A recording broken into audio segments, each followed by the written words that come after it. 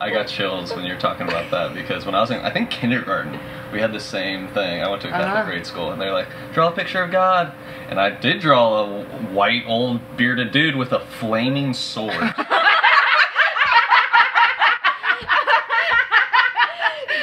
God's evil. It's just crazy. And those started the burning bush. Right. Well, it's just wild that these are the images that we're seeding into little people's imagination. You know, so it's like, if we could clarify our understanding, our relationship, our resonance with what is divine, which is this, by the way. You know, like, we have sacred containers, but like everything of creation is sacred. Like, this is all divine, the mundane and the magic.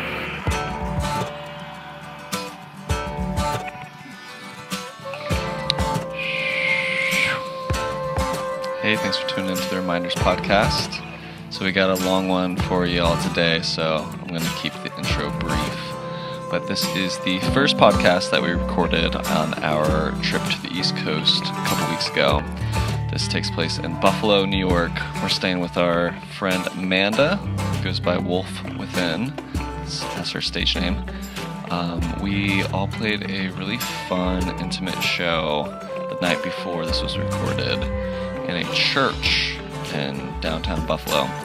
I guess it's a weekly ecstatic dance and sound bath event that was happening, and so we got to participate in that and share a little bit of a very intimate set. We ended up not even playing on the stage, so to speak.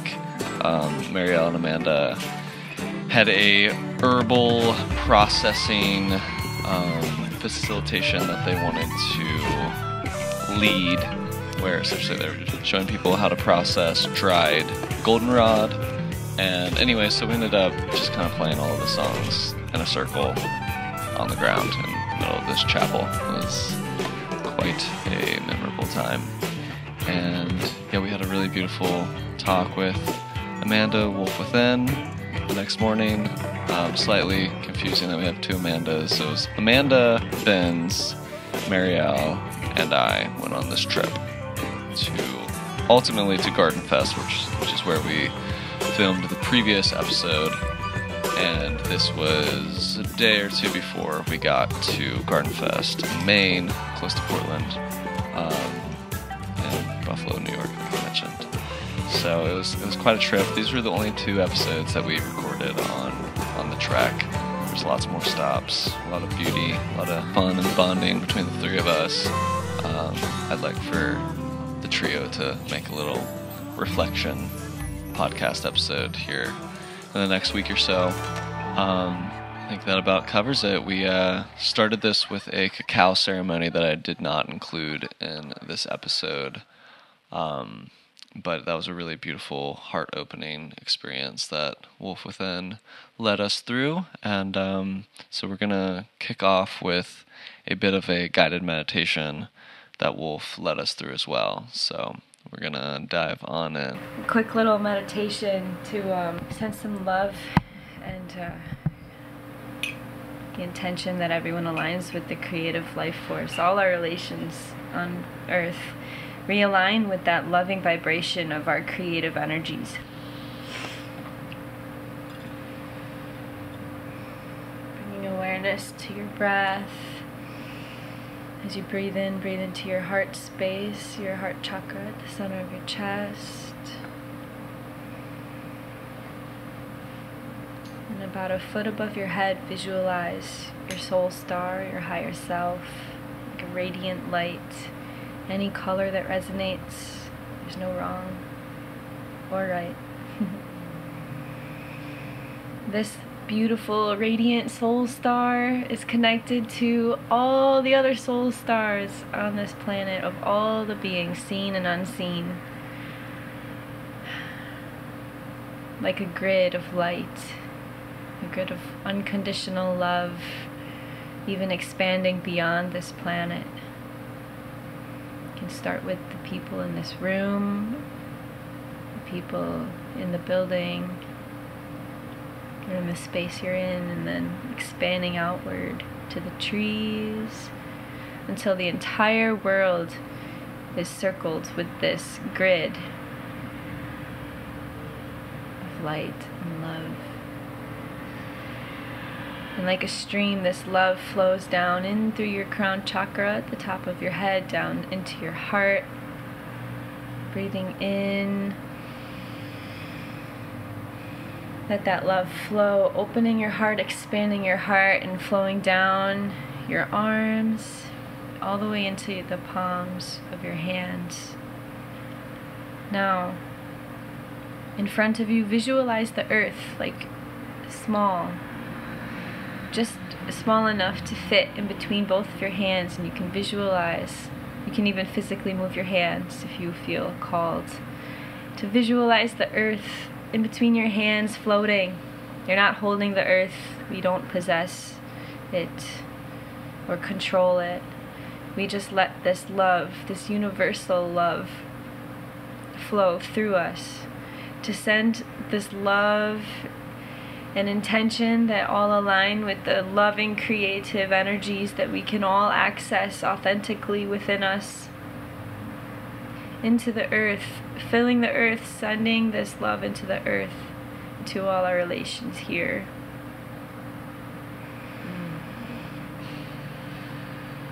For healing, alignment, co-creation, collaboration.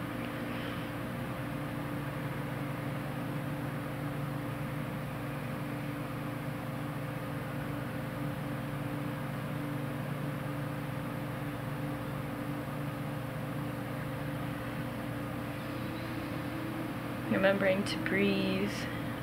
Your life force flows fluidly, more powerfully when you remember to breathe.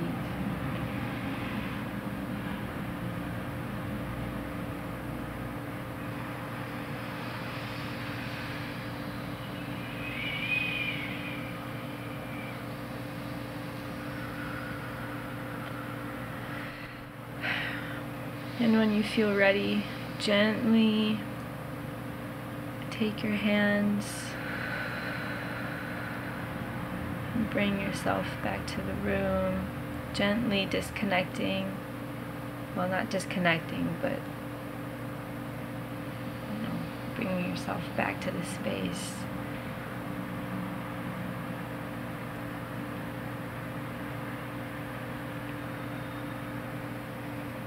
You feel your feet on the ground. You feel where you're sitting. Move your fingers. And when you're ready, open your eyes.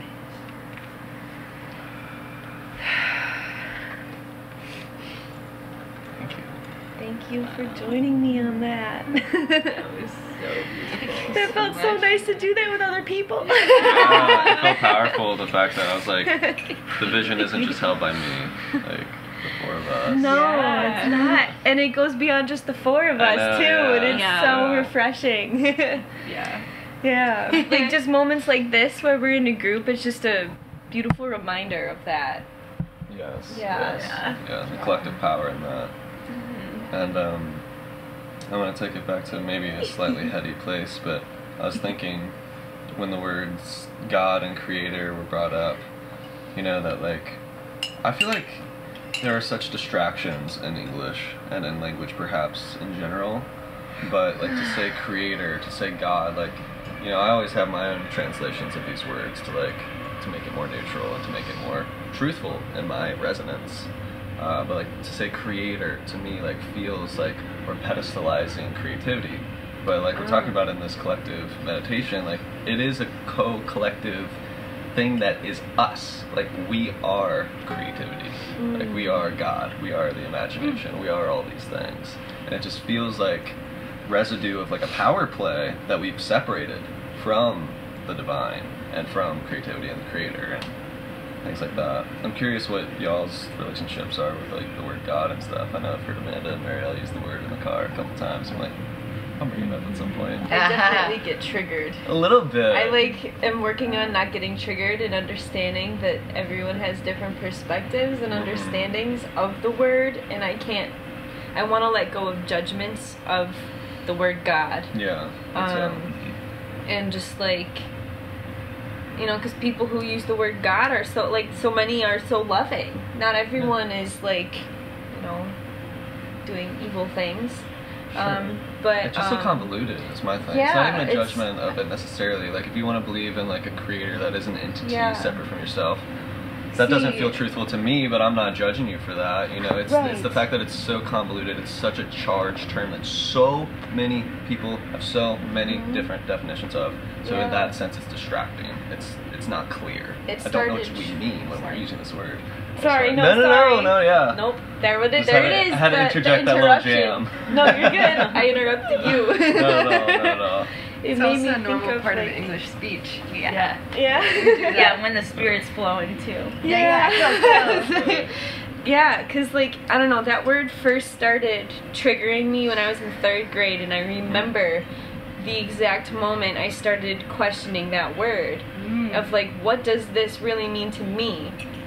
Because my 3rd grade, I was raised in, like, a Catholic church, and, like, my religion teacher had asked us in 3rd grade to draw a picture of what we thought God looked like, and she had crayons or markers or something, I think it was markers, on like the table, and everyone had paper, and I'm looking around and there's kids drawing a white dude in the clouds with like golden gates, and I'm like, this doesn't resonate. So I drew a picture of a rose, and she asked me why, and I said, because if we're all made in God's image, then why can't a rose be God?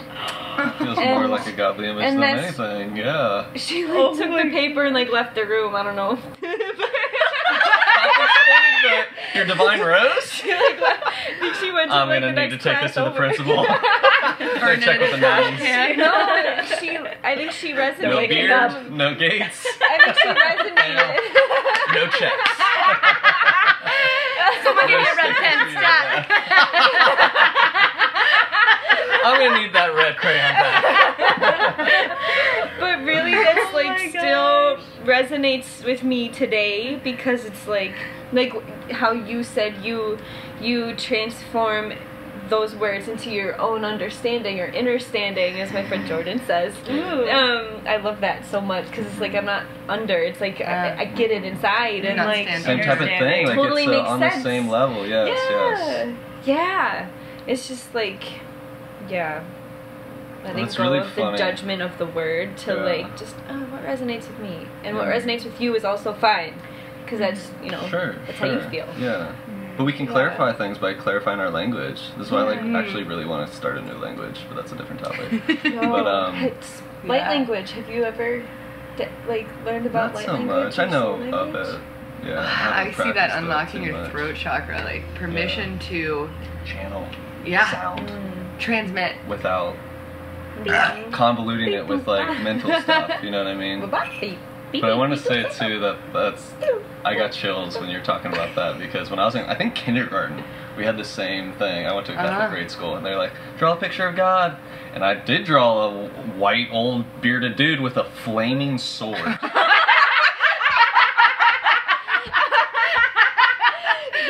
God's evil. It's just Is crazy. that who And those started the burning bush? Right. Well, it's just wild that these are the images that we're seeding into little people's imagination. You know? So it's like, if we could clarify our understanding, our relationship, our resonance with what is divine, which is this, by the way, you know. Yeah, we have sacred containers, but like everything of creation is sacred. Like, this is all divine. The mundane and the magic. Yeah. You know? I'm having like all these, like, this gave me a thought storm, because for a while I was like looking for different words for God, because I was also raised Catholic, and so that brings up a lot. And so I was looking for a different description. Great mystery really resonated. That was my favorite one, I think.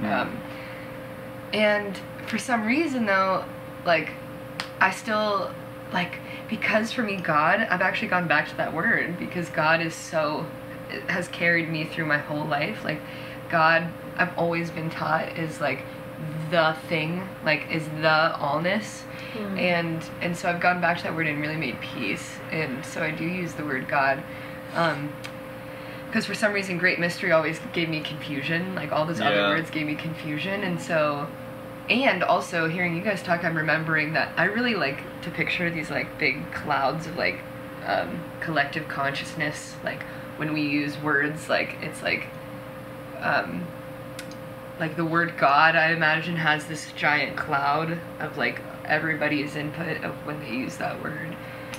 But now that I'm saying it out loud, it's getting clearer, because actually the word doesn't matter as much as the feeling. So I feel like actually there's probably more clouds of, there's a cloud of white man in the throne, and then there's a cloud of source, consciousness, oneness, you know, that includes the rose, and then there's God that's like terrifying hellfire, like Satan over there. The feeling, you know, those are all descriptive words, so maybe it's not a cloud of the word God. It's the identity. Humans are so quick to give everything an identity. But, like, Yes. I don't know, I like to listen to Ram Dass, and, like, he's always saying to let go of, like, identities. Because, like, creating an identity of, like, who we think we are is, like, limiting our ability to learn who we are more deeply.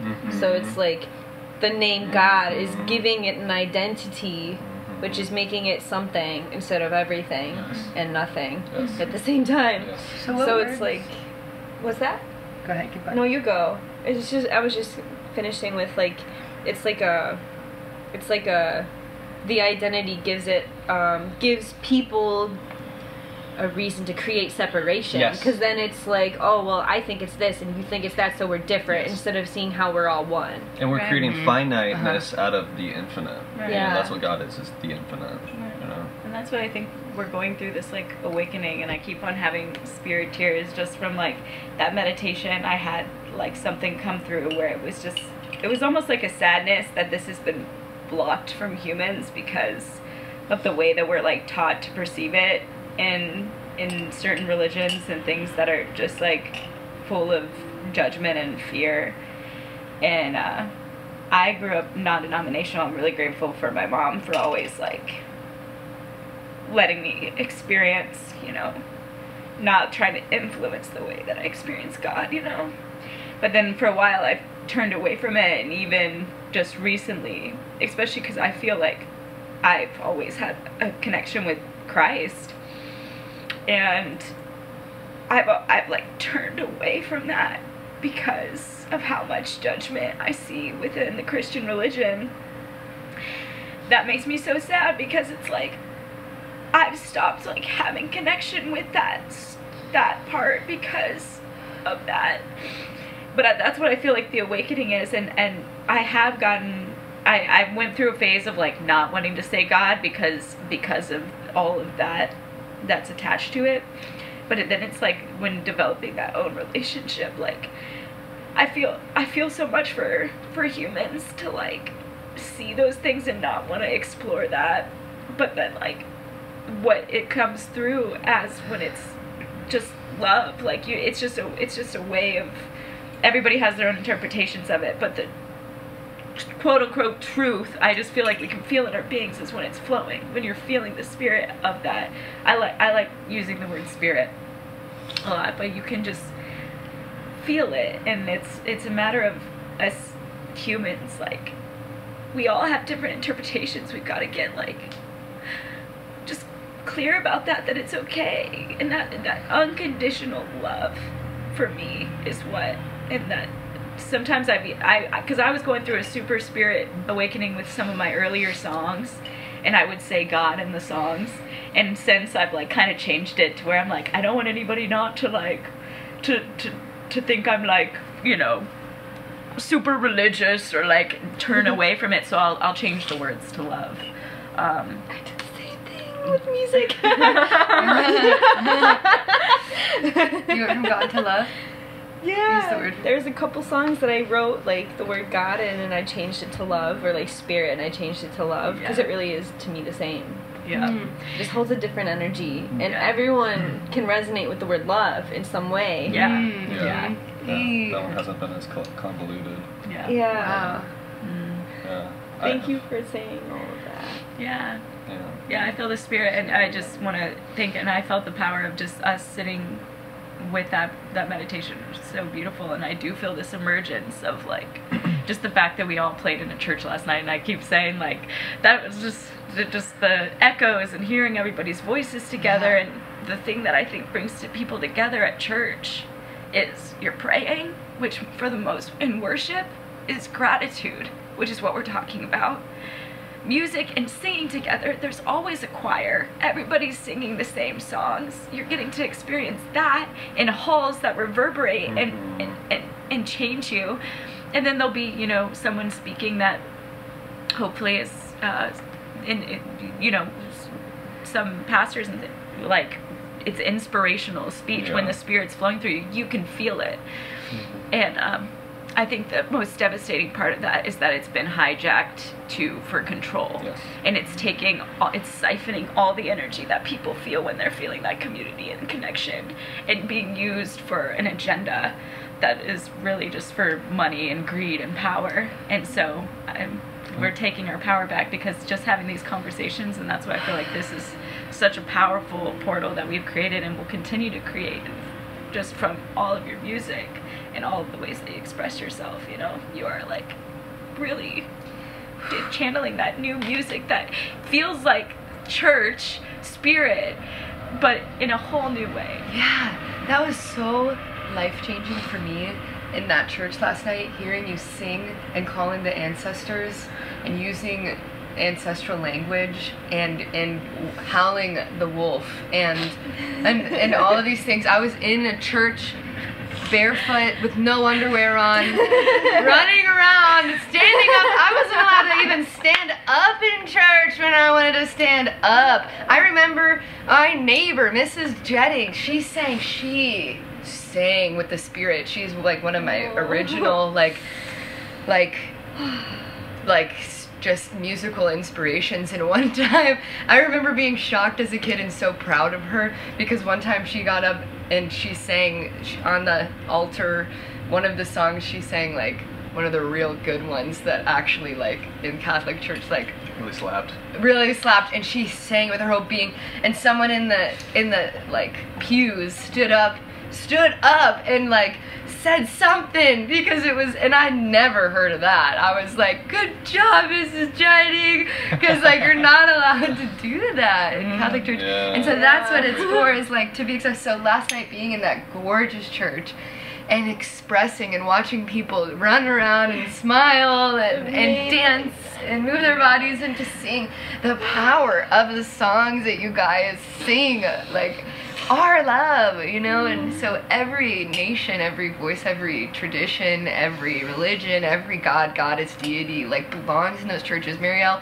when I was writing, I was so inspired, I stopped writing in cursive. I wrote in print, all caps. I was like, yes, we are going to like bring everyone together in these churches, make it a place of worship. I want to being with you, like that whole time we spent in Hawaii praying with you before our meals, like to sit together and just talk to Spirit and be like, this is what I'm working on, like please help me to listen better, you know, just coming back to our intention every day, like that power of prayer reconnected with me for the first time in my life. I want people to get together and pray and give gratitude, and that's what it's all about. And so that was so powerful. Thank you so much. Thank you. I felt the same way about like your set, and like I was like, I really hope that I don't offend Marielle, because like this is a meditation, but I need to move my body. No, and you started belting. Well, and then the music got faster, and I like, you can feel I never say that too. Yeah. I don't think I've ever said that in my life. What'd you say? Oh Lord. The church vibes. I don't know. Yeah, like when you were having the light come in, and I'm just like, oh, like I just felt so much love flowing in, and like my whole body was just light, and like this just like waterfall of light was flowing down. I'm like, I need to move. And don't wiggle. It does make me. Over, you were doing the same thing. I'm like, all right, I'm getting up. That's the truth. Like we have to like to free the bodies, because last night the songs, like, I started out because I just wanted to be in this like space where I was hearing what you were saying, and then at some point I was like, the words in your songs are so powerful. I wanted it to like sink into every cell in my body, and the bringing that into the now moment for me, what I've learned in like this Gestalt work that I had like have had the privilege and like beauty to practice. That's not the word I wanted, but is to embody it right now. And so when you're singing these words, like I want to live that truth, and to dance in that music is to live it now. So you would sing something like, I bring this in, and so to take my body into use my imagination through the creative vessel of my body, and to bring it in right now. Like I love seeing people dance for that reason.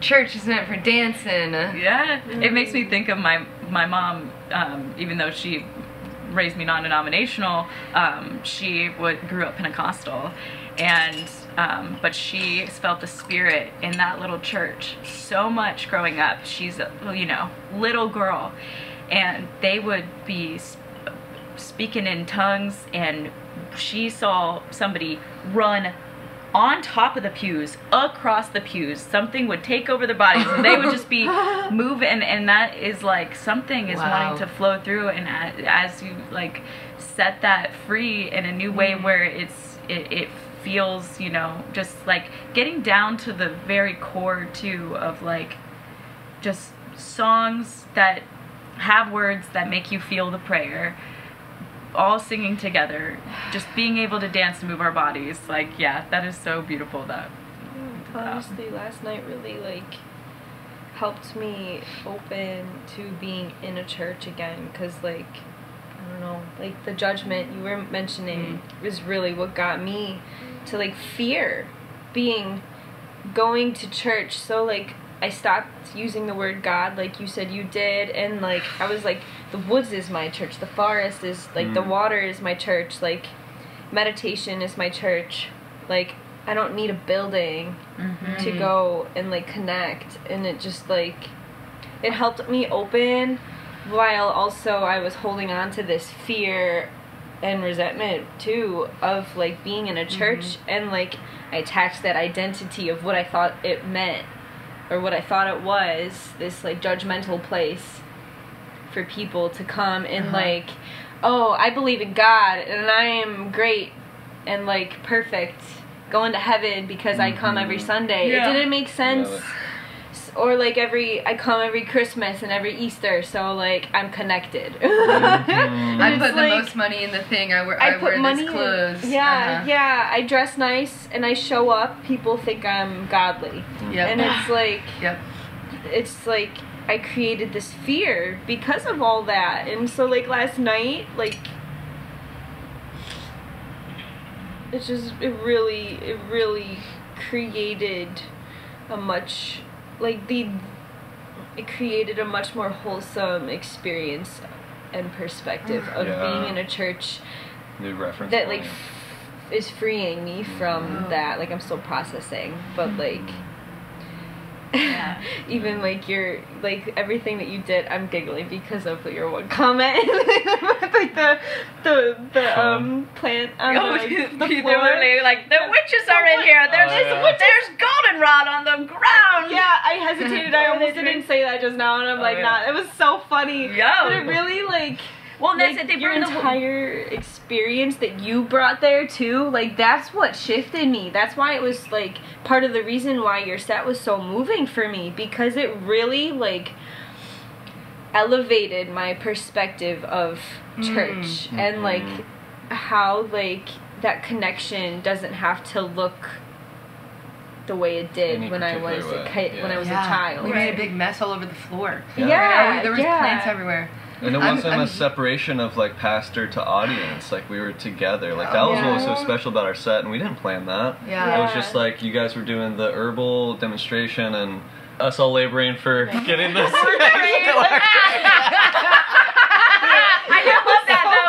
Moonstone Roses apothecary though, but it was just to have me like, oh, these have all been sung to in groups of people, legit. you know, those herbs. Imbued Yeah. at that point. Yeah. Well, I want to like return to this image I was getting when you were saying that, Amanda, because I feel that way. Like, church was, scary and stressful, and so I'm seeing this like overlaying of timeline where in this moment yesterday to be free in a church, like, to me it feels like it like opens up even that past timeline. All of those experiences in church like are now that's accessible to me. Now all of those moments where it was blocked, like now it's like clearing that past experiences in church and expanding my ability to come to God, you know, come to church wherever in my life. You know what I'm saying? Yes, I do. I actually like that completely resonates because like to like add to that, a little off topic, but I'm gonna like wrap it back in. With PTSD, like if I've experienced trauma that like has created PTSD, and no, I'm not the only one, a lot of people have. So like when I work through PTSD moments, I intentionally like bring myself into the PTSD, and like I'll send myself love, I'll speak encouraging words and like mantras to myself, and send myself energy healing to like that time then. And I realize like going back in, when I like every so often I'm like, oh my gosh, I heard my voice. Yes. I heard a voice say that to me on that day that happened. That was me? Cool. Yeah. So it's like now you saying that, it's like us now, like this, like what happened last night, the healing that we experienced in a church to bring like more peace to our past about it. It's like now the us in the now is like the vibration that we were sensing when we were kids, and that's like what brought us to the now. Like that trust that there's something greater than what we were experiencing before. That's maybe not greater, but more authentic to us and more loving. Right. And time is a circle, like it's evolution, but it's also revolution, and like it's always source just like spiraling and flowering itself in and out of the ground. Yeah. You know what I mean? Yeah. The ground of being, not just the earth. Like the earth itself is going to go back into the ground of the void. You know, the moment, this like grand blank canvas that is like space. You know, to me that's what like the divine is, and like what God is just the moment. It's the only place that anything's ever going to happen. You know what I mean? It's just like, how do we want to interact with the moment? What do we want our relationship to the divine to be? That's what we decide to do with our time, our finite time as these bodies. Like, we are one with the infinite. Like, we're going to play in the cosmos for all day, you know? But these bodies aren't, you know? So it's like, what do we do with this piece of the mandala that each of us as individuals get to dance with, you know, paint with? We have that creative liberties, you know. What do we do with our time? Yeah.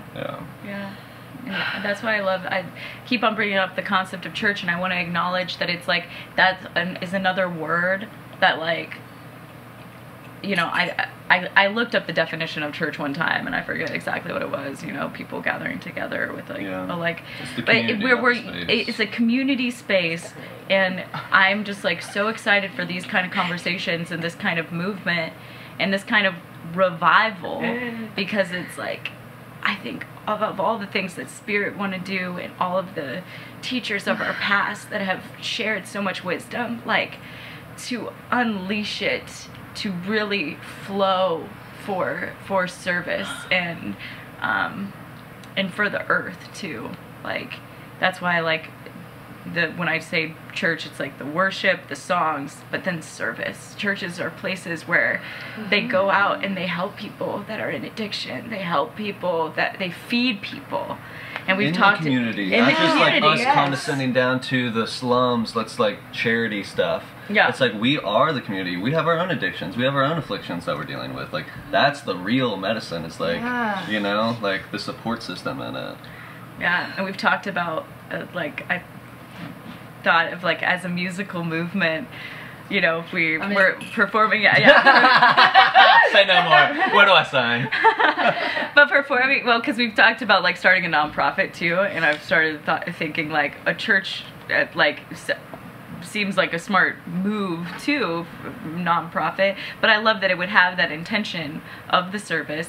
It has the music. It has all of that tied into it, and then I love the idea of like churches are great places to have community gardens too, and be community centers where food can be brought, feed people, and it just is like, you know, many churches I know are out there doing that, and want to acknowledge that. But bringing in that, just like there's so much power, and I like there is definite work to be done, and I'm feeling this like it's like what we're talking about right now is the solutions that the earth needs, is the solutions that humans need, and it's one of the most beautiful things you could ever do. And to have that beauty, fun component that brings that spirit back to people of the love, the things that were shining in people's eyes last night, you could tell that they had an experience that uplifted them, and that's why people go to church, or that's why people have fun when they're together. And then to bring that into mission-driven work and to serve people, because like some of them, putting those prayers into action where I would love to and to live life where things are more free, where you know, to just go out and feed people good food and sing beautiful music and give people hope. It's so important. It's so beautiful. Important. My mom always said, there was one, at least she said it once to me when like I was younger. I think I was like didn't want to keep going to church. I didn't want to get confirmed. And she was like, if you're living in our house, like you kind of have to. Wow. You can stop going to church after you get confirmed. Just like the deal we made. Like just be confirmed. Please get confirmed. And like I don't think she didn't have any like I love you mom, like she didn't have any like ill intention with that. It's just, you know, that was, she's attached to that religion and that's what resonated with her. And I'm fine, you know, I'm not like offended or like I'm not upset about it anymore. Like I was like, whatever, I get to go to church, I get to be done going to church after this. You know, that was where my brain was at 18, you know. But like something that stuck with me that I now finally 10 years later am like, after last night, really like understanding. And then like what you just said is like the definition of what she said to me. It was just one sentence that really stuck with me, and I forgot about it till just now when you were talking. She said, Amanda, the church isn't the building you're going to, it's the spirit of the people that make the church. And I'm like, oh mic drop. Yeah, for real. Because really it's not like, it doesn't matter where you are, it's like how you're living and like how you're choosing to live. And like what you're doing with your life. Are you giving or are you just taking? And because there's churches, it shows up in so many different forms. Like there's the capitalist church of the market, of the malls, of Amazon, you know what I mean, which is this church of just let's take and consume till we explode, you know? And then like for a lot of hippies, like church is going to the festival, going to the shows, like having these experiences of community, like all dancing out their shadow and all this stuff and blooming their light and all of that. You know, I want to come back to what you said, Amanda, about like well, I don't remember what you said, but it was reminding me that like the real essence of spirituality and religion to me is empowerment. And I feel like that's what's been so stripped away from the way that a lot of Christian religions and maybe religion in general throughout the years, is that it's become a power play of this dynamic of like classism almost, you know, like the preacher class and the layman, you know. And this is, I'm telling you what God is. Yes. Instead of us being like, this is what God is to me. Boom, right in here. Yeah. We don't need the gurus to be our bridge to the divine, because we are divine. Right. I want to share a tip when it comes to empowerment. That word, this is one of those, I've been holding on to this one for 20 minutes. You know, ready. And it's ready. Clarence shared this with me recently. One of our friends asked a beautiful question, and this was his response to the question, is that he goes, the question was, what's something you learned in the year since I last saw you? And what he said he goes, yeah, recently I just remembered, instead of praying to God out here, which I've done my entire life, like praying to God, picturing God, even like the unified field, if I was picturing it, it was out there. He goes, recently I started to remember to pray to God, the God inside me. And so when I scanned in me, I started picturing that unified field. To me looks like this like purple, I kind of pictured God as like purple cloud thing. And so I see it like inside my heart muscle. If you like peel back the heart muscle layer, there it is.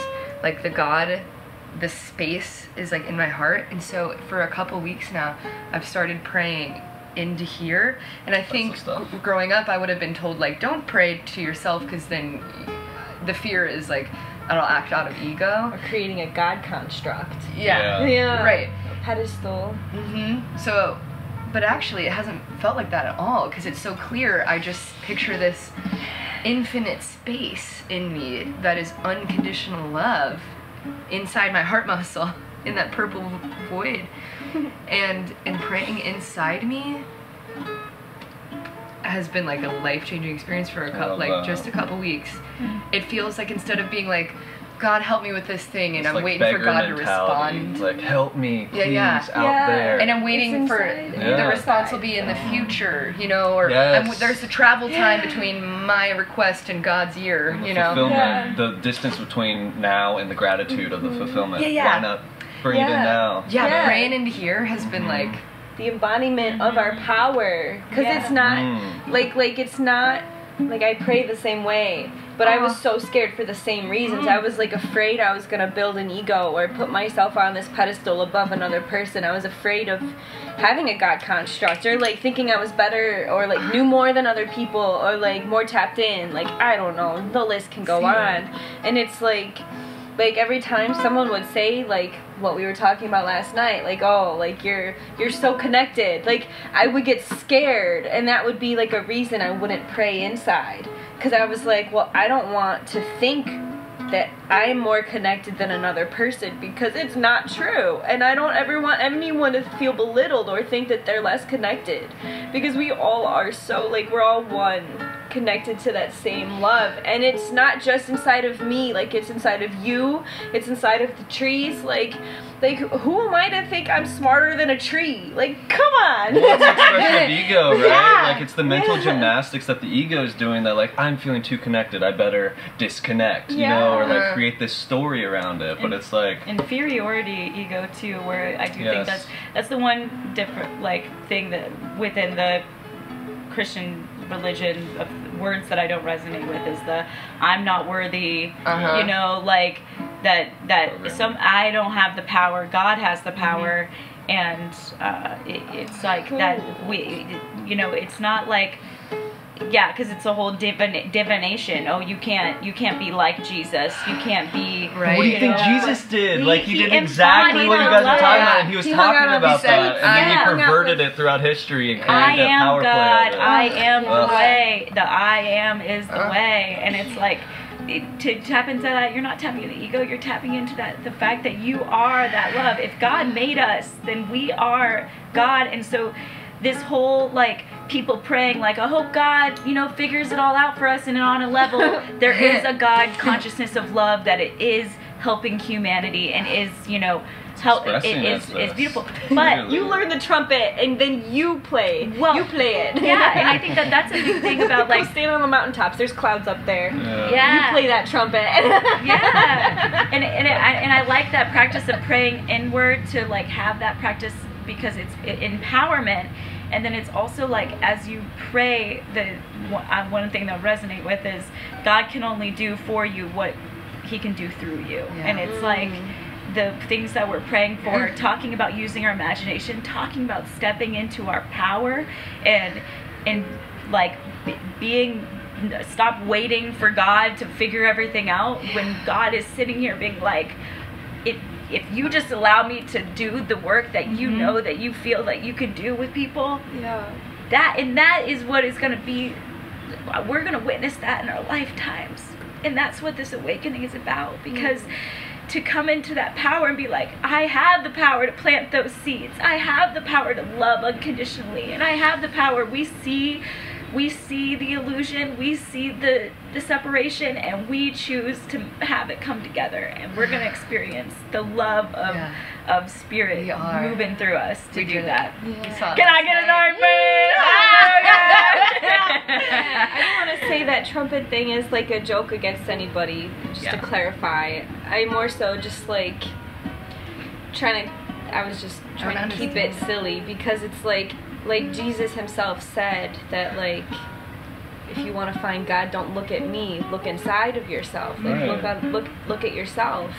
And like there's that thing that like Jesus would come back playing, like the trumpets would be playing, and he'd come back down, like descending back to earth, like through the clouds. And it's like, really though, like, if we all have that energy, we all have that life force, that power within us. Like, if he said himself, look inside, we can all be that trumpet player. We can all bring coming. That life force, that power. That's what it's supposed to be. So really, that's just like, that's my personal interpretation. Totally. Not to like, I wanted to clarify, so it didn't seem like I was being judgmental in like a negative way, just like different perspective. I'm glad you clarified, because I didn't get the trumpet reference. Yeah, so thank you. I like quantum conversated in my head from like the first thought, and then that was like the second one that led out of the first thought.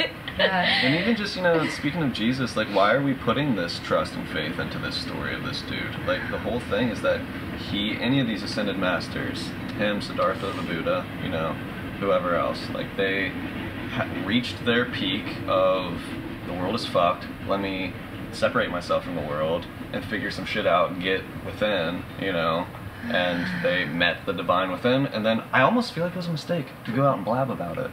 And I kind of do the same thing, but like, I'm Jesus trying to like didn't neutralize. blab though. He showed it. He was in Buddha too. You're right. The enlightened beings, like, they embodied it and to like have miraculous healings and all of these things. Jesus didn't. I don't think he was out for a following, but people followed him through the streets because they felt that, and that's where it's like.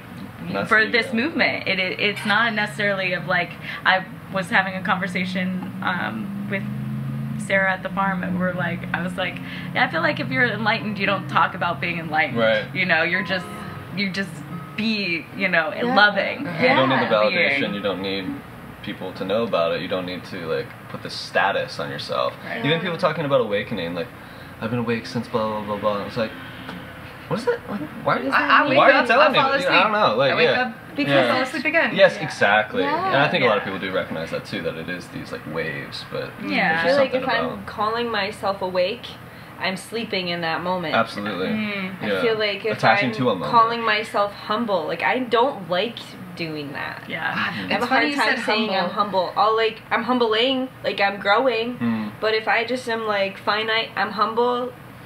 That makes me cringe. Like, my stomach tightens. I'm like, because why need to announce it? Judge that. I've been holding this thought for a minute, and it actually is about that word.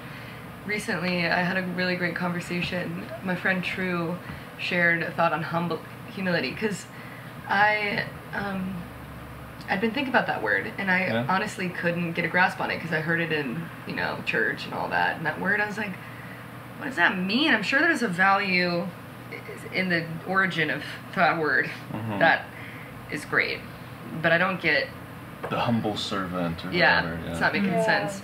So here's the way True put the word humble. He said to humble yourself is to be honest about just to be honest about the I am, I am. And so it's humbling yourself is both taking what we generally think of, taking yourself off the pedestal and just being one with all. Yes. And it's also being honest about the fact that you're not inferior. The way that we diminish ourselves. Humbling yourself is like just coming into that I am. And then the other thing I've just been thinking is, I just noticed in this convo that ever since I've been praying and looking for God inside myself, almost every day since then, I've been just practicing the practice of like humbling myself. And I got to do this last night in the big circle, is I've been looking around and it's giving me a reminder to look for God in everyone. And so I looked at each of you, and it was awesome. It was like, you know how you see Jesus? Like, I grew up seeing Jesus on the cross and being like, and I could picture Jesus on the cross, I could picture Jesus alive, I could picture Jesus in spirit and being like, that's God. And it was like God embodied. And it was like each of you got this little glow around you, and it was like looking at a statue of Goddess or looking at a statue of God. I like that stained glass window at the church last night. God in each other. Yeah. So beautiful. How they would always depict like that halo around people in like old. Each of you had that, so I just offer that to another encouragement. Like, look for God within you, and talking to God, looking for God in myself, and saying, God, help me do this thing. I love what you said, Marielle. It made me think, like, talking to God in me gives. I'm also telling me. I'm telling the cells in my body. I'm telling the to-do list in my brain. I'm telling me, act. I have that power. Yeah. Remind myself. And as you were saying last night, it ripples out. So it's like when we step into that power and like compassion and like that prayer within, and like we learn how to grow kinder and more authentic to ourselves. That's like rippling out, and like we don't have to try and be anything. Like Moroni Lane, gonna give him a shout out because I love it. My boy! Momo. Brother's amazing, kind-hearted, and amazing musician.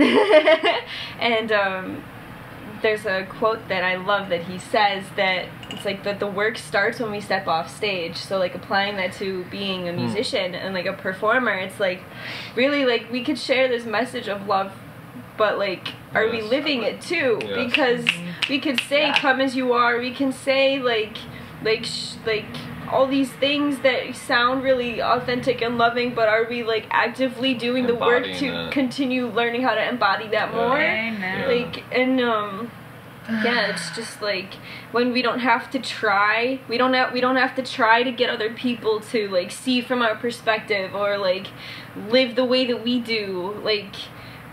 But like if we can just be kind and like learn how to be kinder authentically and just like live, or even if like we have a moment where we're not kind and like I say something or do something that doesn't feel good in my heart, and then I like, you know, check myself and I'm honest, back to that honesty, then it's like then then I know I'm coming from my heart. Yes, the self-honesty, which is just another way of what you're describing humility to be. It's self-honesty, just radical honesty, and real that's truth. Where the ripples come in. It's not by trying to get other people to do things. Yeah, we're not here to convince. And it'll attract itself. You can, you know, feel just that. Resonate. Yeah, resonate and you want it to do that. You don't want people to feel like you're trying to. No, because that's a turn off. Yeah. I want model the behavior. And if I want you to be yourself, then I need to practice giving myself permission to be myself. I learned that with kids. Totally. Like, the weirder I get, the weirder y'all get, the more we have fun.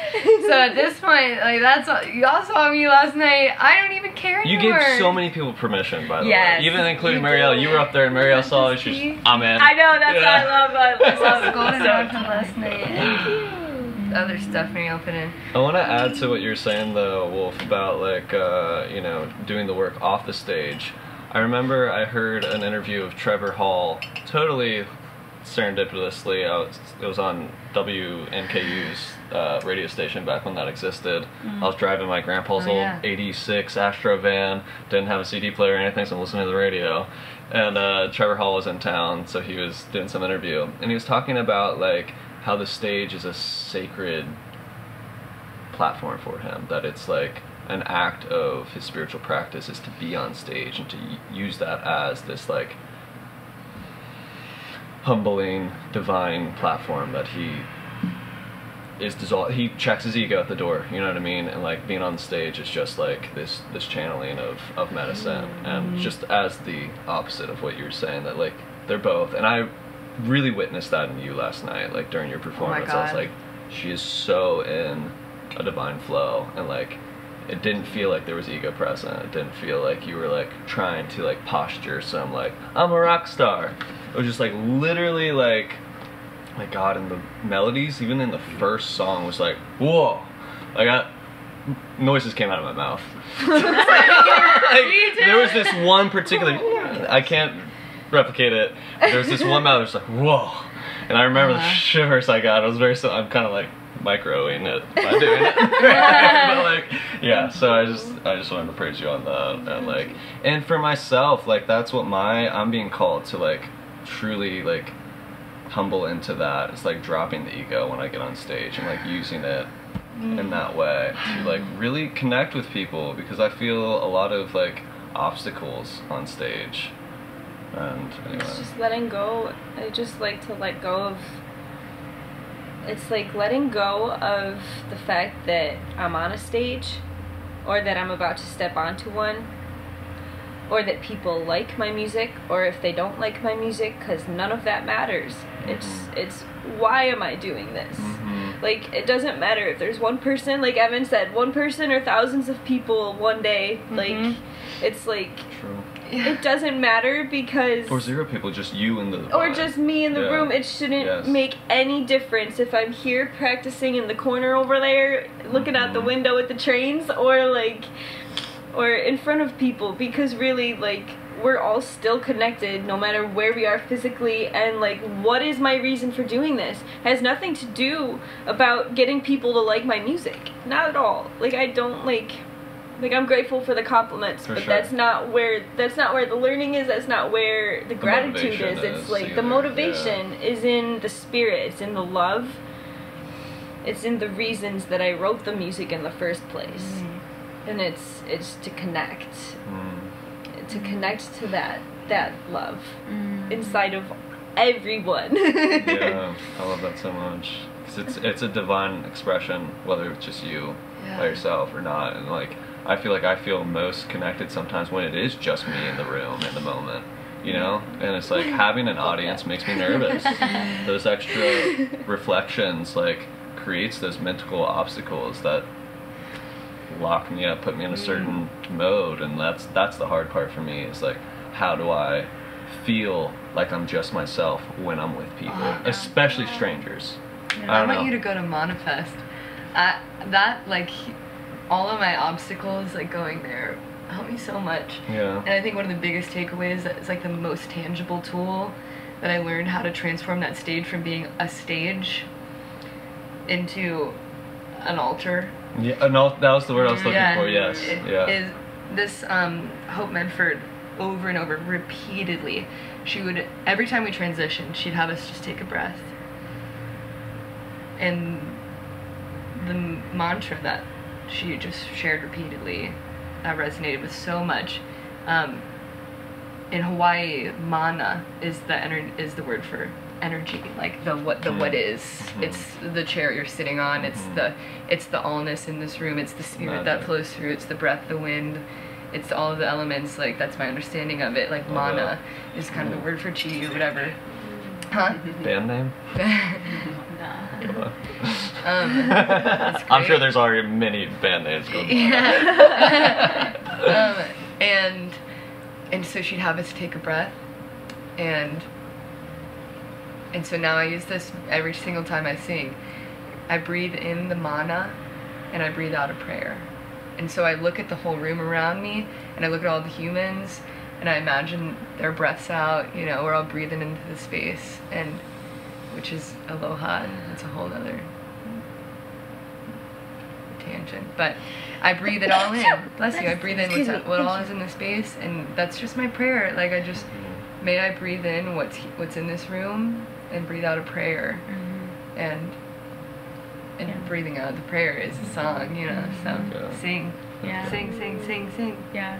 What I want to say about the stage performance and why, like, I have always, like, naturally loved performing on stage, or not even stage, but performing to an audience. And one of the things that's happened in a lot of performances that I want to acknowledge is that channeling, because loving to improv, and the first time I ever improv'd was at an open mic where there were like 2 people in the audience, but I like just made up words, and I was like, I could tell they were college students, so at one point I was like, fuck student loans, and but I felt the spirit come through, and now I've had so many instances where, you know, yes, just singing to myself, there's a consciousness, but something about when you get a room full of people, and especially if we're all like, you know, kind of in an intentional space and we're open-hearted, there's a channel that comes through where a lot of the times I'm like, well, that was not me, that was the audience. Because there's something when people's consciousness are tapped into you, or like the moment, that if you are channeling or you are improvising or you're just performing your songs, you feel the words hitting them, and then it's like it's this concert in that sacred space too. So it's an acknowledgement, because we've talked about, you know, taking that off the stage and the pedestal and, like, you know, bringing it, and I think there's an element to that with like the song circles and things that we can really embody, you know, putting all voices together and uplifting everyone. I think that brings them into the moment. Absolutely. Yeah, that's when they suddenly feel connected to the moment too. They feel like they can input, they feel heard. But I think Marielle has a particular gift of allowing people to feel that connection even when she's on stage. Yeah. Because you do have that gift of tapping into that collective moment. You spread like, so wide. Yeah, yeah. Whereas like I'm distracted by my own mental obstacles, that like I'm not tapping into that in a way that's like people are able to resonate on that feel. Like they feel like you're singing to them. Yeah. That's well, the especially thing. when I'm improvising. But I want to acknowledge in your music that it's definitely like I've said this before, where you're holding sacred space in your music, where you may not think that like people are in that, but it does hold a sacred vibration, where I do feel like people are resonating, and it's creating sacred space, and we all have our different ways of how that's flowing through us. It's just because that is your intention. It is. That is the intention of why you wrote the music, of why you play it, of why you came. You know, so that is projecting into the room. Yeah. And the more you can like trust in that imagination and know that it is, then you get to enjoy it more. Yeah. You know? Well, it's on an emotional or a psychic level at this point, and like in its full embodiment. Like, you know, my lyricism is potent reminders, but if that's not being absorbed consciously, then they're missing that literal dimension of what I'm doing. You know, and that's kind of the clarity that I was speaking on the other day, that like I feel like where my strength is providing that foundation, musical foundation for, you know, others to like be the voice of, you know, I never wanted to be a singer, you know. But anyway, your voice is so important. Like, yeah, and this I'm glad that I've like, gotten into it. My wish for you is that you can like just deeply accept that, you know, and know that your voice, your message is as important as every other voice that has ever sung, you know, because whatever you're projecting through the microphone, if some tiny inkling of you thinks like someone else should probably be singing something else, or they should be singing these words, not me, like I'm glad you bring that up, because I feel like that's the point I'm at with like making this a spiritual practice, is like I have to be like my first biggest fan while I'm on stage. Like I have to be feeling the music if I want anyone else to feel the music. And it's not that I know that, but you know what I mean. That's why like I offered that little tidbit, like I breathe in the mana, I breathe out a prayer, just because you know you're so tapped into the importance of each and every individual as part of the divine. And so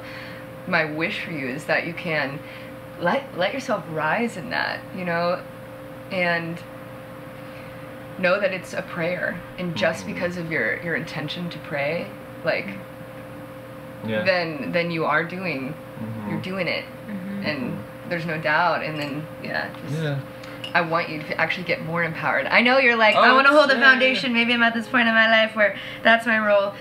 Bitch, no! Like, I want it to grow. I want it is. Yeah, it's button blooming for sure. Yeah. So like something to add to that with like, and like bringing in the improv too, is like with sorry, I'm just retrospectively laughing at bitch, no. Sorry, go on. I didn't fully appreciate that when it happened. It was good.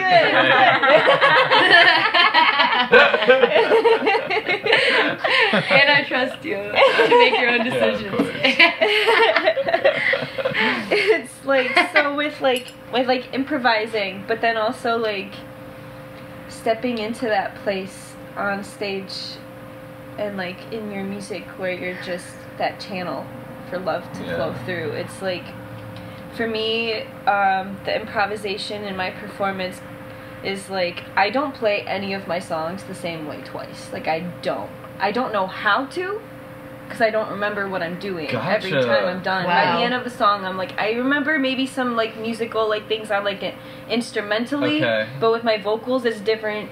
Gotcha. Every time. Wow. That's so like people cool are to know. like, when you know, like, I feel like that's how Spirit's flowing through me, because it's keeping me focused on the energy and letting the love move my voice. Letting the love, like, last night when you two were dancing, I can't remember which song it was. It was the one about... Oh, it was Free. Yes. It was Free that I had this... You started dancing, I think, before... It was either before that song or it was during that song, but when you were dancing during Free, there's a time where normally I would slow down and then like build up again, and I just kept going because we were like, I heard a voice. I saw two white little balls flow from like above your heads, and it came to me, and I heard this voice that said, loud. I saw the word in my head. I just saw the word loud, and I was like, okay, just let it rip. Don't go back down. Just keep it loud and just keep it going, like at that, so they can just keep dancing and flow with that. And it just like I worked off from what you two, like what you just said, like working with the crowd, like that's like with the, like, because it's like breathe them in. The stage is an illusion. Like, people think it's a pedestal, but really, like, I love that we were in a circle last night in an intimate setting. I want every, like, even if there's hundreds of people, get in a giant circle. That's what I want. That's my vision. should just do that. Yes, that's what I want every time. Do it. I'm tired of this stage thing. Like, when we played at the Redmore, yes, it's important to be able to play in front of a huge crowd, amplify the voice, amplify the music, the instruments, but I want to be in a circle, because I grew up intimidated by the musicians. If I had met you when I was 10, I would have been afraid, Sean, because you're so cool and musical. I kind of was when I met you. I was like, he knows all these things I don't know. You know, I don't want that. I don't want anyone to feel separate from this music, because every single voice is made to sing. Every single bird sings. We all have bodies. We're all an instrument, you know. There's this hollow everyone space. Can drum, everyone can sing. Yes, and everyone's a part of it, and everyone's music is different and equally important too. Yeah. And I think it's an acknowledgement, and just like bringing a little bit back to what you were saying, of, you know, how you. I've been yelling during this whole podcast. I'm sorry. But just like if you're feeling like being some sort of foundation, or when I've seen, you know, you're one of the most incredible lyricists ever, and so I think that's where I feel like in the working together and the coming together of collaboration and collectivism too, that there is space where what individuals shine as can help uplift others' voices too. Like I was saying to you guys that the past couple of weeks, there's been a couple of times where I'm singing with people, and I realized that us singing and lifting our voices, if there was a resonant, and my voice became louder because of singing, and that's where, you know, I think we can, that's the collective music movement as well. And with a lot of these conscious music musicians, like all the festivals that we've been to this past year especially, I'm seeing like how I would love to like help like uplift each person's song, and you know, background vocals or instrumental wise, just like see each person just like shine in what they're trying to express, and have that vision come to life. And what a beautiful thing to do, and to not only and that's to honor people's individual spirits. And it's, you there's know, time and place for all. Yes, and so there's two things. It's like, yes, we can all sing and we can all drum, but people will sometimes feel bad if like maybe they don't have the same voice as somebody, or if they don't have that skill with the drumming. And because there is skill to it. There too, is skill yes. with musicianship that is acknowledged, and that's why the community musicians that can help lead, then when everybody's together, you are in that vibe, and that's where community and village life, we would always have that expression. But it's also an expression that we all have different gifts that may not just be music, but it may be the art, it may be the, so I just love the idea of tuning in to like, that's what humans are missing, that's what we don't do in school. We have to be like, everybody's the same and this is how you do the things,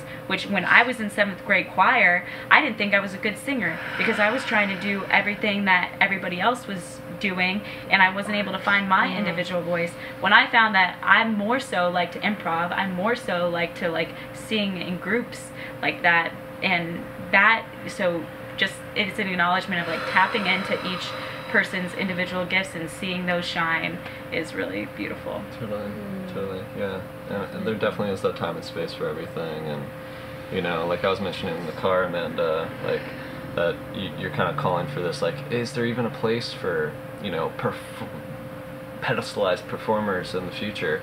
And, you know, I think of like, well, we're coming from like more of a folksy medicine music angle, like the four of us, you know, but there's definitely like bands, and like I'm thinking more even on like the EDM side of things, like there is an experience to be had at shows where, you know, it's a multi media experience of dance and ecstatic dance and stuff like that. Like there's a time and place for all of these things. Like song circles, open mic style, share one song, you know, let's really absorb one song, you know, like that type of thing. I tend to get shy about like sharing a whole set when it's in a more intimate setting, because I'm just like, you know, my little shy boy comes out, I'm like, am I taking up too much space type stuff?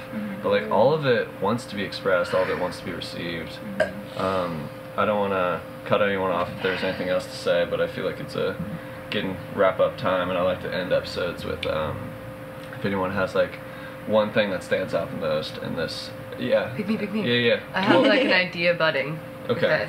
Well, just to finish my thought before you Thanks. hop into it, I'll just like highlight anything that came up in the conversation that you want to highlight, or if there was something that you didn't get a chance to say. Cool. Roll. So. I love that. Yeah. Okay. Specifically, reminders is what I like to gravitate towards, like anything that we can take into life after this conversation, things that we can bring into action. Nice. Yes. Okay, well then here's mine. There's a church in Wyoming where there's a preschool, and I'm imagining volunteering my time or working there, and getting the kids to sing. And then I'm imagining that will grow into a space for ecstatic dance, say. There's a woman I work with who also wants to uplift voices in the form of a choir. I just got this image in my head where last night, Marielle, when you were singing Her Violets, Jordan was sitting next to me, and Michelle, and I'd heard both of them sing at different times. And I knew they wanted to sing along to your gorgeous song, and they were looking for the words. And so I just like said to both of them, I was like, here's what I do, because all I do is sing along to your stuff with whatever I made up. And I've learned some of the words, so sometimes it's words, but most of the time it's ooze. And so I love this idea that, like, I've always wanted to sing my song and be supported by like gospel choir, many voices, because it's like that. It's like we're all made to sing, and when we unify our voices, we even get those overtones. You know, when you get enough voices together, it's the beauty is created. Every voice is a singing voice. The angels come out, and you hear. Unity, the ancestors start singing. The amplitude of that. Yeah, especially in churches, I hear the ancestors sing when people make music. So I'm imagining this setting where like you get in a circle and you bring everyone, and everyone plays. They'll sing their one song, and we witness them, and they fully express this song they wrote or that they love. And then we have somebody who's like musical ear, who goes like the way I do with your songs. I go, okay, this is the part where I ooh, and so then maybe there's 100 people there. Marielle, you sing a song, and everyone goes, wow, I want to be a part of that song. And then you have one person who has a musical ear. Say, I walk up and I go, all right, everyone, like, we're gonna ooh during this part, and we're gonna this during this part, and we're all gonna make bird sounds. And that's a format. You don't have to follow it. But for the people who are in the room who are like, I don't know how to be a part of this. Yes. Right. You give that to Long them. bird sounds. Yeah. And then there's going to be people who You do know? all of the, their own things. And so then you sing your song again, and then you have 100 voices oohing and creating that behind you, or repeating That's Her so Violet beautiful. during that one part. And then you have, I love that. yeah, like, I want so that. Like, I precious. just want to be part of Mm. the thing that made me like want to be alive when I was in high school and like didn't want to be alive, the tiny moments that I felt like complete peace and gratitude for being alive were just, and I went to an all-girls school, so it was very specifically like hearing the women sing together, like, but it doesn't matter, like just hearing all the voices, and especially when the children sing together. It's the most beautiful sound. That's why I want to write a children's album, because I want to record them all.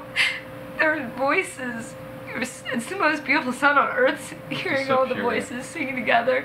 And that's what I want to do. And so that's why I'm not really interested in being on a stage and just singing, because come on, I want everyone to sing Yeah. along. And but I don't love want to be that. famous enough that everyone knows my songs. Like, no, don't go and program yourself with what I said, because it won't all resonate with you. Like, program yourself with your own songs, and but come into a space and please join your voices together, Yeah. please.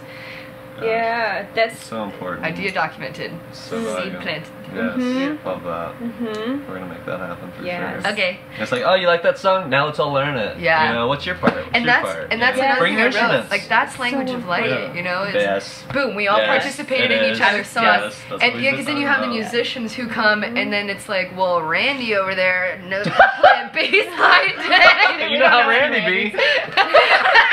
Shout out to Randy. Yeah, my boy Randy. I know Rando actually Randy. a Randy in the Buffalo area who's an amazing guitarist. Hey, all right, we'll bring him. Right, Great guitarist. and then we record each other, yeah, and like, and we just teach each other our song. We all play it. We record it. Boom, Language of Light Productions. Send it, Yeah. because we started out with the recording studio at Harmony House, and that That's coming becomes the together. It's foundation of the traveling Yep. recording and Through the also churches. experience through the churches. Thank you for Spreading that. the church of chill. Oh. Thank you, Amanda. I love that. And I just want to, take the moment to say that, like, how much I appreciate that is so valuable to you, And again, not in a way of, like, let's burn down concerts, but, like, how do we rise up this new way of, Let the concerts be balance. concerts. Yeah, And yeah. And let what the else church be can church. we- Let the choir be An choir. experience. Yeah. And how can we Yeah. blend the two? Because I feel like Yeah. we're talking about Collaborative blending experience. concert with church. Right. That's it. Right. Totally. Mhm. Totally. Experience. yeah. Yeah, like from a concert to a collaborative experience. Yes. And people are doing it. Yeah. Like, I mean, at concerts, people are singing. did along, last you know night. what I mean? I don't You did last night Yeah. beautifully. So organically. Yeah. Like I said, that wasn't planned. Mm-hmm. Yeah. Yeah. Yeah. I really like. I guess like to put into action, like some from what we discussed today. Like for me, like I really also like to touch on what you said. Like I don't want people to program themselves with my songs, my words, Like, I want it to be your own experience. That's why I'm always like, let it take you on your own journey. Like, try to, like have your own experience.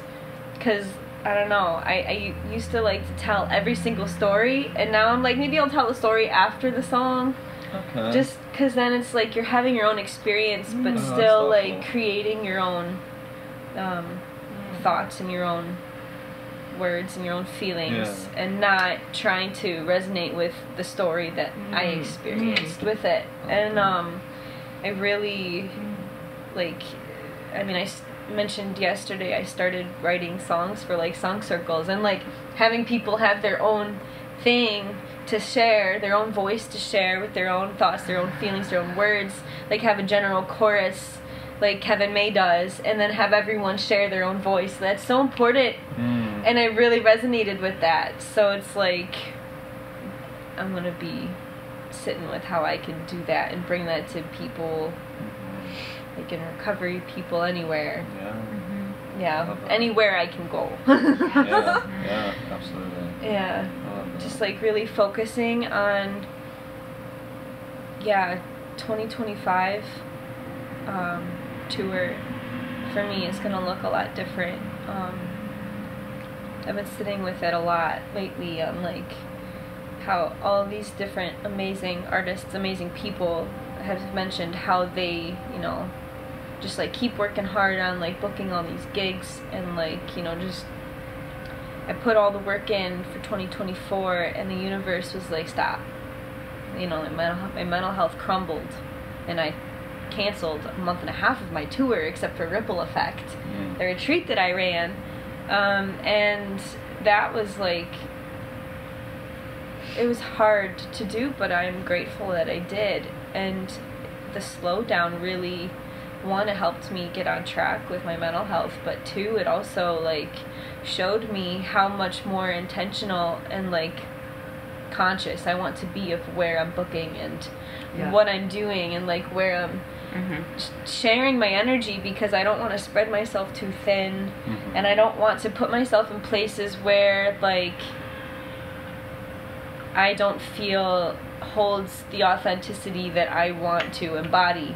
And like with like Adam Elfers and I were having a discussion not too long ago about this, and it's just like bringing the music where it's needed, bringing the medicine where it's needed.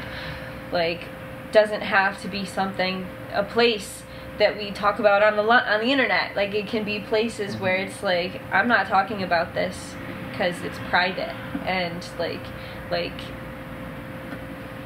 where's the healing needed? Like, why wait for someone to give us 1 hour of a set at a music festival, he says, when you have a whole weekend to spread your love with people? Go sit at the campfires. Don't hang out backstage and smoke weed with all the people trying to meet the bigger artists. Like, make the connections, but go meet the people. Go connect with them. Be with them. Yeah, be with them. Like, be your friend. Be a friend. Share your love. And it's just like, whether you're on the street sitting with people that are living on the streets, or people that are in recovery, or in like a shelter from domestic abuse, or just like people need healing. Like, I mean, people need love, and it's like to realize that love is inside. So it's like, why wait to book a gig? Why wait for the next workshop that's being offered when we can just like do that now? And make it like, isolated right incidences rather than a lifestyle. Yeah. Go Just put like a song circle being. at a bus stop. Yes. Have a song circle at a bus stop. Yeah. Reminds me when we gave soup in Cincinnati. We just went down and gave soup and sang. And or like you mentioned to me spontaneous. before that you played, like you were busking, and there was a woman who you ended up busking and gave her the money, and you stood next to her and played. Yeah, it's like it's on that conversation of being in service, and I don't know if you feel complete or express some of the thoughts and ideas to just solidify and form. My takeaways have definitely been like the God consciousness conversations, whatever you want to call it, the love, the spirit.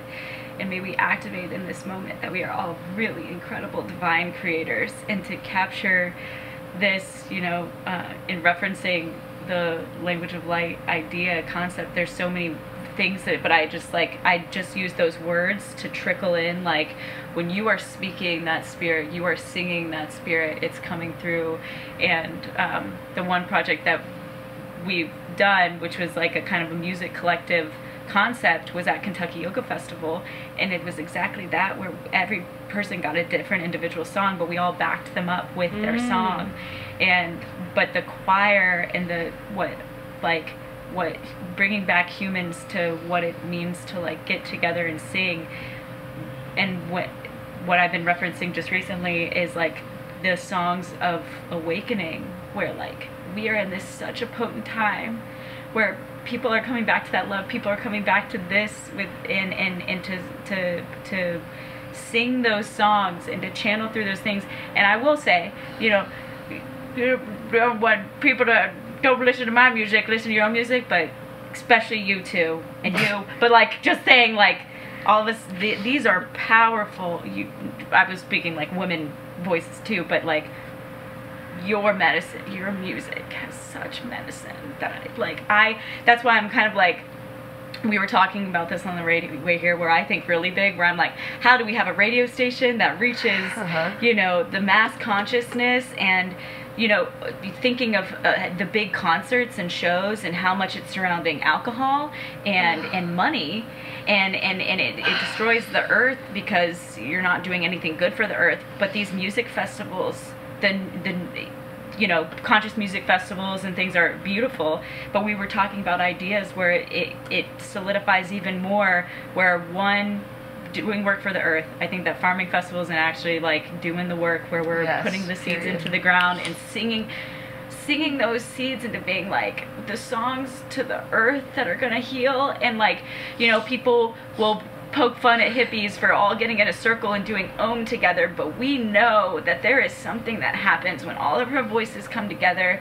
and to do that mission work is evolving in all of us. And there's been talk, and I was inspired at Hope Fest, where I'm watching all these individual musicians, and I wanted a choir book of all of these beautiful songs, because to capture what's flowing through for people in the awakening of this music is so incredible. And so just grounding that down in these like spirit and the love of all of us guide us to share in the humbleness, but knowing that this is medicine that people need, and how can we provide spaces to do that is so beautiful. So I'm excited to continue that forth with all of you. Oh my God. Doing it. Gosh. Yeah. What a team. What a team. Yeah, I mean, my takeaway is kind of personal this time, because you guys were giving me, you know, guidance and encouragement for how to show up on stage and things like that, which is already spoken on. Yeah, I just want to touch on that too, like, off of what you were saying,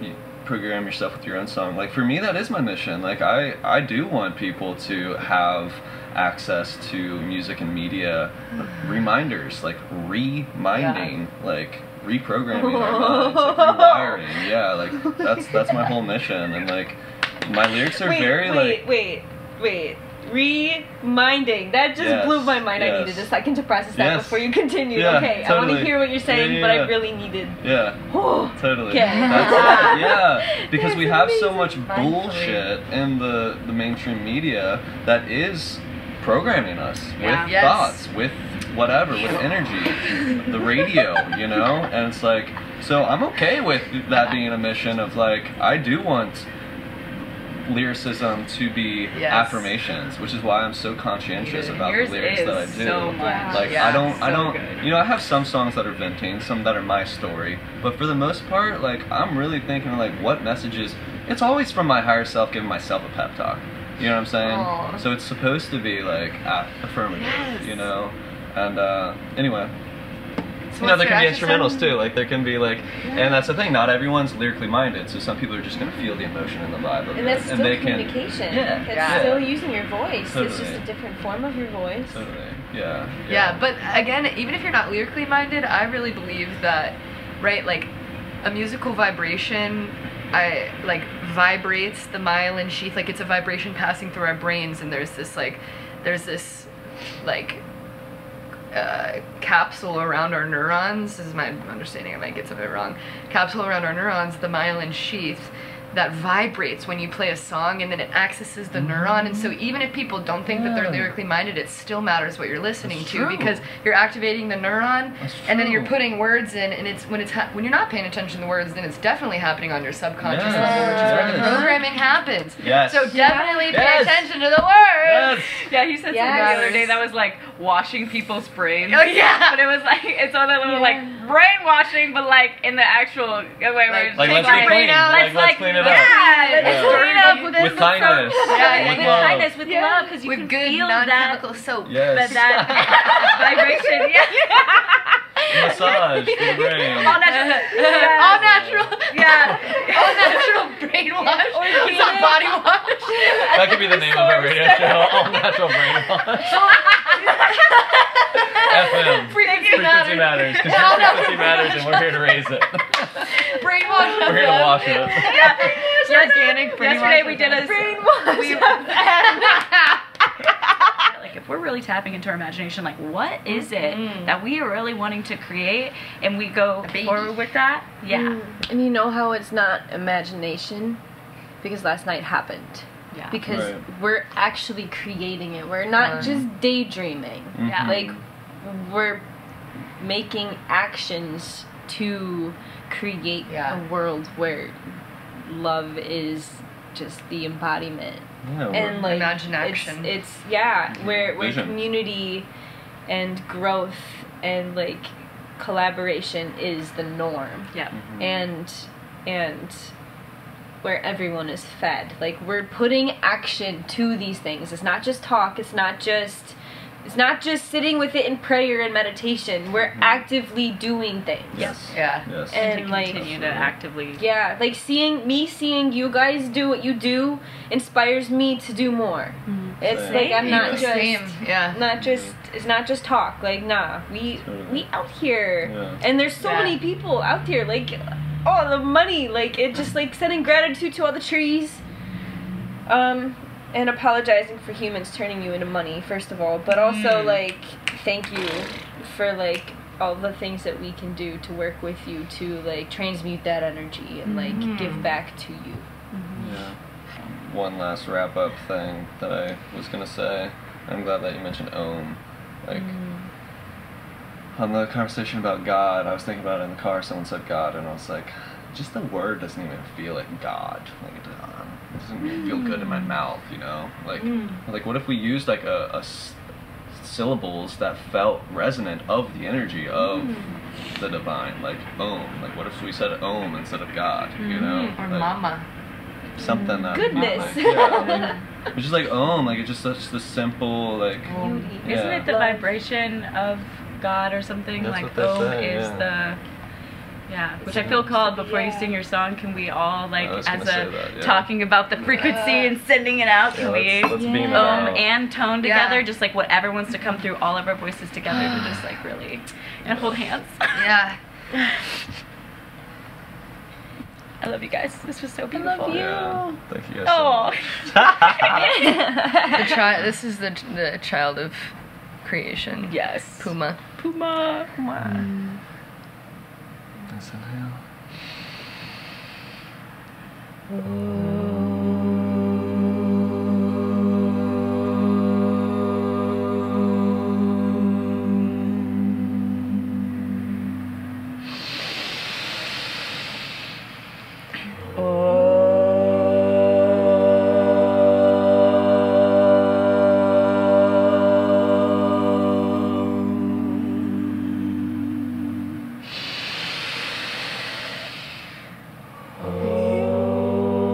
This is the frequency of life coming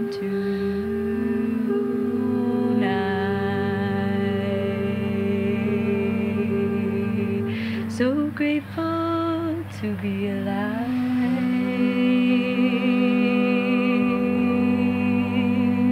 Grateful to experience your inner light.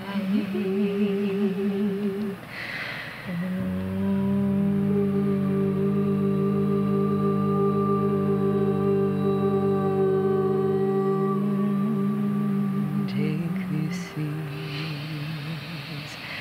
seeds of creativity. We send them down to the ground now. May they be watered by our song.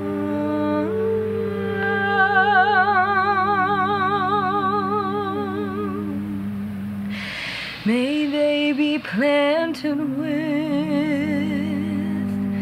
our foot stomping as we carry along. May they blossom in their perfect time.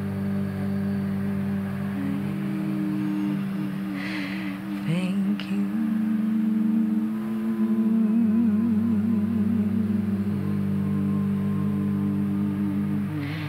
Thank you. Thank you. Thank you.